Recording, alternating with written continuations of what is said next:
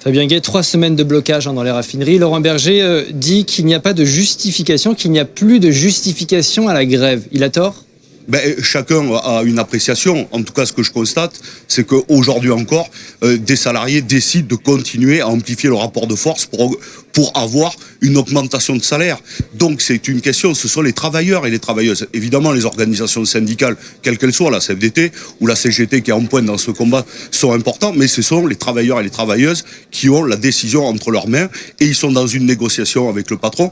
Rappelons que Patrick Pouyanné, c'est 6 millions d'euros par an. Un pompiste, c'est 1282 euros. Justement, très rapidement, vous avez peut-être vu ce tweet de Patrick Pouyanné qui a justifié son augmentation de salaire de l'année dernière. Rémunération constante depuis 2017, nous dit Patrick Pouyanné. Quelle est votre réaction ? C'est 400 fois le salaire moyen d'un pompiste, c'est 300 fois le salaire moyen d'un raffineur. Donc, à un moment donné, c'est de l'indécence.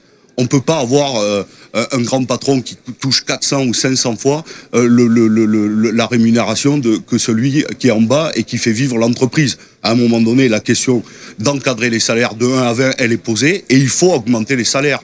Quand on est pompiste chez Total et qu'on gagne 1282 euros par mois, on a du mal à mettre du plein dans l'essence qui est aujourd'hui à 2,30 euros.